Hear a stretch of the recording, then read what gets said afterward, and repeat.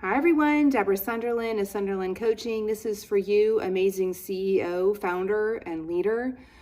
I would love to talk with you a little bit today about active listening. There's a lot there, so let's unpack that a little bit. Active listening, why is it important that we practice? And I say practice because it's something to master. Master because we're unconscious, we're unaware, and are just on autopilot doing our thing, doing our pattern to succeed, to be seen, to be belonging, to be cared for. And we just aren't even aware that we're doing that. So when we're unaware, we're not hearing ourselves. So first of all, active listening needs to first start with self. Can I hear myself? If I can hear myself and know what's going on inside of me, then I'm more apt to be able to hear openly without any reaction or judgment inside of ourselves from someone else. So first of all, I just want to give you this friendly toss. I would like for you to start practicing when you have discomfort inside of yourself, when you don't have peace, when you don't have joy, when you're either anxious, overwhelmed, frustrated, depressed, sad, totally normal. There's nothing wrong with you.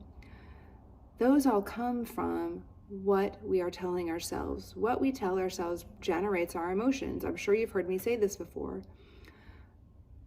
That conversation that we're having inside of ourselves leads us to typically defend ourselves.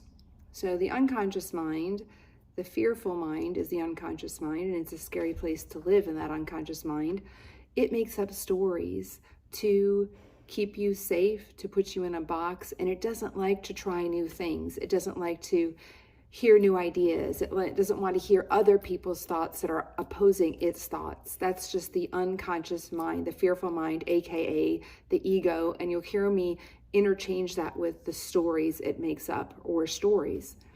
And 96 to 98% of the time, that is what is running our decision making. That is running our filters on how we hear ourselves and how we hear each other. We have this built-in filter system for protection. And once we realize that we're more than our protection, that we're more than the fearful part of ourselves, we can start to hear ourselves more. And the ego doesn't want to hear you hear itself because it likes just running your life. It has a place in its life. And once we start to understand the beliefs that we've developed to keep ourselves safe, we can choose other thoughts that help us grow. And that growth is going to be uncomfortable because the ego doesn't like to change. It doesn't like to try new things. So when we talk about active listening, I want you to first start listening to, what am I telling myself? Because your answers to the results you want in life are always inside of you. They're never outside. But we have to be aware of ourselves so we can change our patterns of thinking that bring our results. So my want for you is to think about a time that could be current right now, or something that's happened in the past but it seems to not be resolved. An issue that you find yourself not having peace. What belief are you telling yourself? Is it you should be different, you should be a better leader, you need to be a good leader, you need to help your people, otherwise they won't succeed and they won't stay, they'll end up leaving your business, so you've got to find a way to help them. It might even be, oh, my team isn't doing what I've asked them to do, and so I'm frustrated and I need to try and change that. Whatever, I'm just making up stories that are common that I hear from leaders. I want you to start to notice the feedback you're giving yourself and notice what happens in your body. Notice that you feel tense. Notice that you might feel defensive, meaning there's one way to do things, there's a right way of doing things, that things have to be happening your way in order for things to be okay, or in order for someone to be okay, or for the situation to work out. So I want you to start asking yourself, well, what if that's not true? What if there are many options in my life? What if there are many possibilities? What if there is abundant thinking? What if I can create abundant thinking in myself to have more peace and joy and create maybe decision making that is beyond what I've been deciding before? Typically, we make the same decision over and over again that leads to a result we don't want, but we just do more of the same decision making because we're an autopilot, we're just not aware. So I want you to start to notice when you get a result you don't want, ask yourself, what's the feedback I'm giving myself? Can I listen to myself? And can I write down what I'm telling myself? Is that kind and compassionate to myself? Am I being hard on myself? Am I villainizing myself?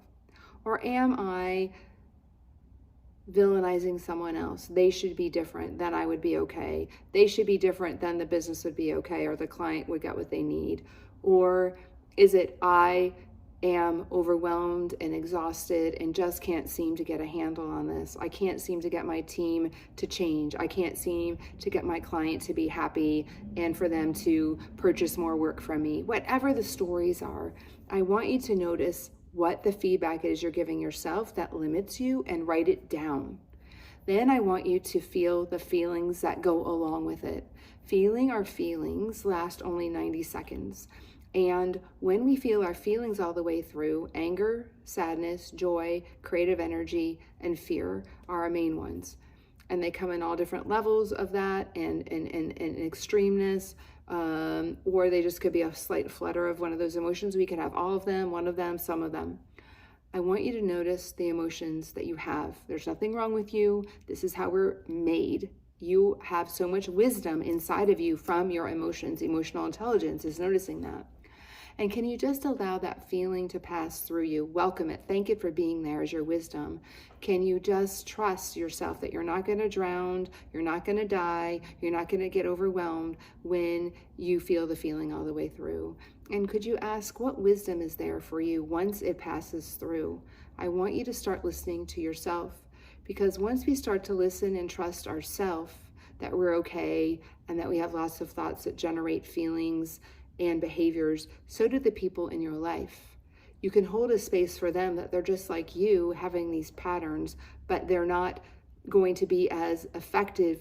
They're not going to impact you as much because you're going to see that they are allowed to have those feelings and thoughts just like you are. So that's my first toss to you around giving feedback, active feedback of listening. Active listening, I should say, is to first start listening to yourself. I will continue with more work on this. Reach out to me and let me know where you're stuck. Let me know how it feels to feel your feelings. Let me know what's coming up for you when I share all this. I would love to know you more as you know yourself more. Thank you.